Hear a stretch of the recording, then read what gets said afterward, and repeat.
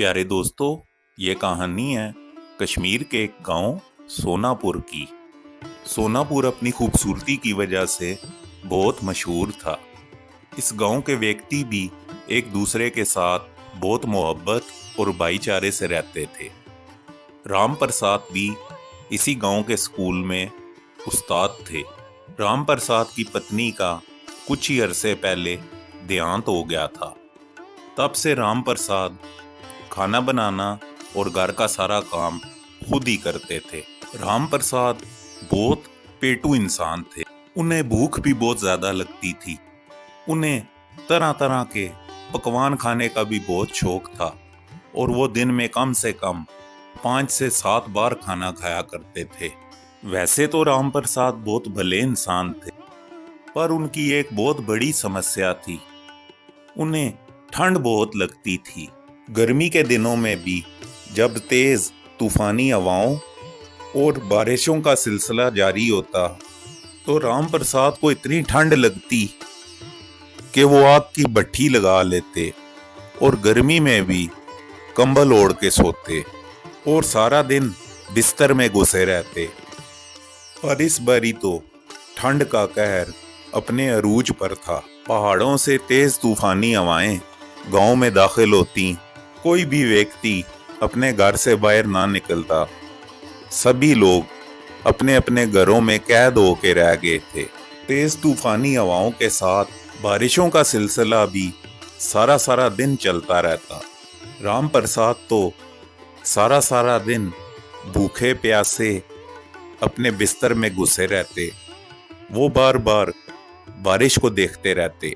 ठंड और बारिश के कारण राम प्रसाद का रसोई खाने तक जाना भी मुश्किल हो गया था और जब रात होती तो राम प्रसाद को किसी न किसी तरह नींद आ जाती और वो भूखे ही सो जाते। कुछ दिन तो यूं ही बीत गए।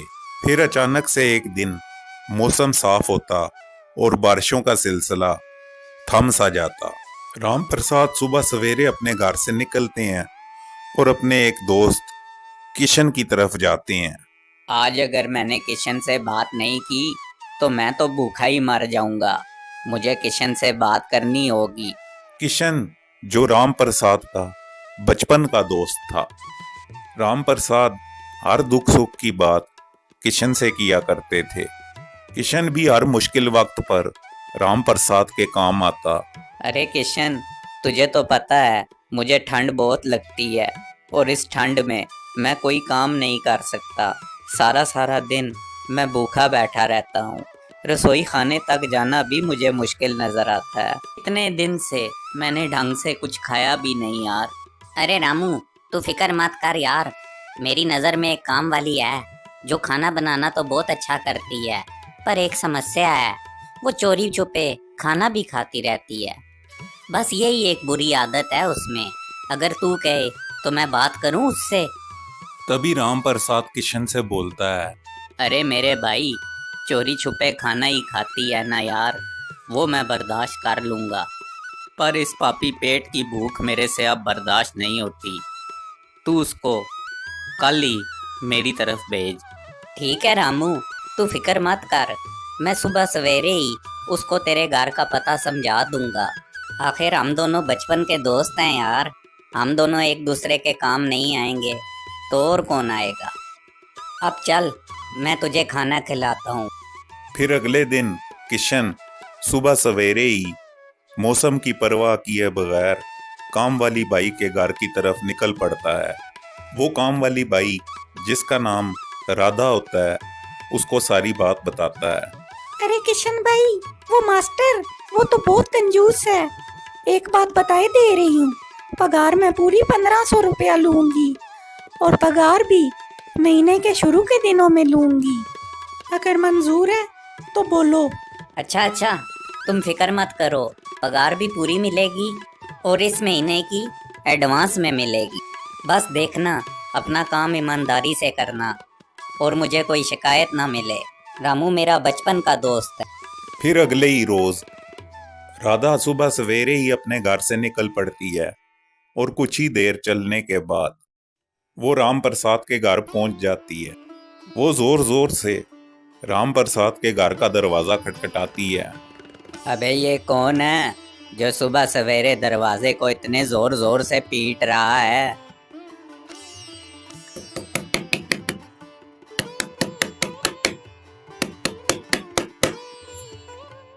अरे कौन है भाई? खुला है दरवाजा, आ जाओ। अब क्या दरवाजा तोड़ के आओगे? अरे बाप का माल समझा है क्या जो इतने जोर जोर से बजा रहे हो? अरे साहिब, मैं काम वाली राधा, वो किशन भाई ने आपके घर काम का बोला था। आपको रसोई खाने में खाना बनाने के लिए काम वाली की जरूरत है ना? ये सुनकर राम प्रसाद की जान में जान आ जाती है। हाँ हाँ, आओ, मैं तुम्हें रसोई खाना दिखाता हूँ। आज ही से तुम अपने काम पे लग जाओ। फिर राम प्रसाद राधा को रसोई खाने में ले जाता है और राधा को बोलता है, ऐसा करो, आलू प्याज की गरम गरम पकौड़ियाँ और हरी पुदीने की चटनी बनाओ। रसोई खाने में सारा सामान मौजूद है।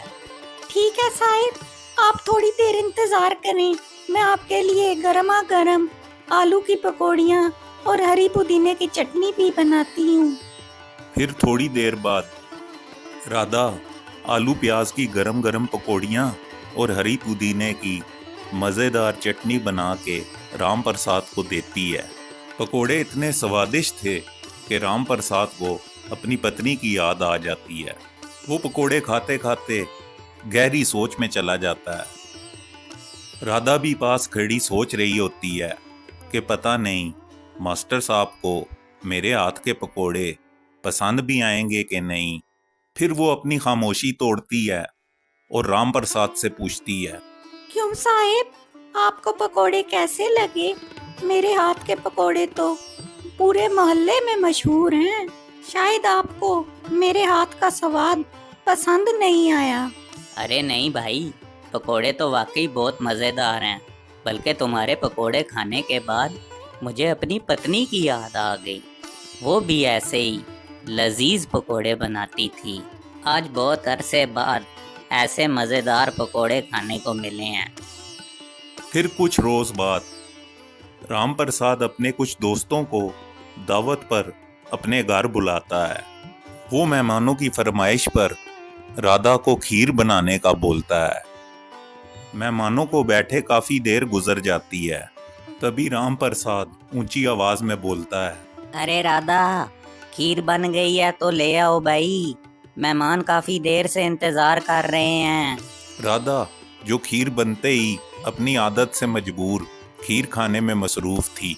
उधर राम प्रसाद थोड़ी देर इंतजार करने के बाद मेहमानों को बोलता है, आप लोग इंतजार करें, मैं खुद जाकर देखता हूँ, अभी तक तो खीर बन जानी चाहिए थी। राम प्रसाद जब राधा को खीर खाते देखता है तो बहुत गुस्सा होता है। राधा बहुत हाजिर दिमाग थी। वो राम प्रसाद को बोलती है, अरे साहिब, मैं तो बस वैसे ही चेक कर रही थी कि खीर में मीठा कम तो नहीं और खीर बनाने में कोई कमी तो नहीं रह गई। ऐसा ना हो मेहमानों के सामने आपकी बेइज्जती हो जाए। यूं राधा राम प्रसाद को बहाना करके टाल देती है। अरे वाह भाई मास्टर साहब, मज़ा आ गया। क्या ज़बरदस्त खीर बनी है। ऐसी खीर तो बड़े दिनों बाद खाई है। राधा के हाथ में जायका तो बहुत था, पर राम प्रसाद उसकी चोरी वाली आदत से बहुत परेशान थे। वो अक्सर गाए बगाए राधा को कुछ ना कुछ चोरी छुपे खाते पकड़ लेते, पर राधा भी बहुत हाजिर दिमाग थी। वो कोई ना कोई बहाना करके मास्टर साहब को हर बारी टाल देती थी। दिन यूं ही गुजरते गए और एक दिन मास्टर साहब कहीं से एक बहुत बड़ा सा आम उठा कर ले आए। अरे राधा सुनो, इस आम को काट कर ठंडा होने के लिए रख दो। शाम को जब किशन आएगा तो उसके साथ बैठ के खाऊंगा। किशन को भी मेरी तरह आम बहुत पसंद है। राधा मास्टर साहब से आम ले लेती है और काट के ठंडा होने के लिए रख देती है। शाम को मास्टर साहब का जिगरी दोस्त किशन भी आ जाता है। राधा जब कटे हुए आम की प्लेट हाथ में पकड़ती है तो आम की खुशबू सूंघ कर उससे रहा नहीं जाता। और देखते ही देखते कुछ ही देर में वो एक एक करके सारा आम खा जाती है। अब राधा को फिक्र हो जाती है कि मास्टर साहब आम का पूछेंगे तो क्या कहूँगी। उधर राम प्रसाद और किशन मज़े से गप्पे मार रहे होते हैं। राधा के शातिर दिमाग में एक तरकीब आती है। किशन जब राम प्रसाद के साथ अपनी बातों में मसरूफ़ था, वो राम प्रसाद को बोलती है, सुनिए साहिब, वो जरा मुझे छुरी की धार तो बना दे, वो आम सही से नहीं कटने हो रहा। राम प्रसाद जब रसोई खाने की तरफ जाते हैं, तभी राधा किशन को बोलती है, अरे किशन भाई, साहिब आपसे नाराज हैं क्या? वो रसोई खाने में इतना बड़ा छुरा तेज कर रहे हैं और साथ में आपका नाम ले ले के बुड़बुड़ा रहे हैं। आज किशन को नहीं छोड़ूंगा, आज तो काट के रहूंगा। किशन भाई, अपनी जान बचाएं और भाग जाएं। अरे क्या बकवास कर रही हो? रामू मेरा बचपन का दोस्त है, भला मेरे साथ वो ऐसा क्यों करेगा? वो मुझे क्यों मारेगा? कैसी पागलों वाली बातें करती हो? अरे किशन भाई, अगर आपको मुझ पे यकीन नहीं आता तो आप मेरे साथ खुद चल के देख लें। तभी किशन घर की पिछली खिड़की से छुपकर राम प्रसाद को देखता है। अब तो इस छुरे से बड़े जानवर का गला भी एक ही वार में कट जाएगा। चलो अब किशन के पास जाता हूँ। अरे बाप रे बाप, ये साला तो वाकई मेरा राम राम सत्य कर देगा। अबे किशन, निकल ले यहाँ से। राधा की तरकीब काम कर गई और किशन अपनी जान बचाने के लिए वहां से भाग पड़ता है। राम प्रसाद भी उसे यूं भागता देखकर उसके पीछे दौड़ लगा देता है और ऊंची ऊंची आवाज में किशन को बोलता है, अरे रुक जा, अरे आधा तो दे जा, अरे आधा काटूंगा। अरे नहीं भाई नहीं, ना मुझे आधा कटवाना है ना पूरा।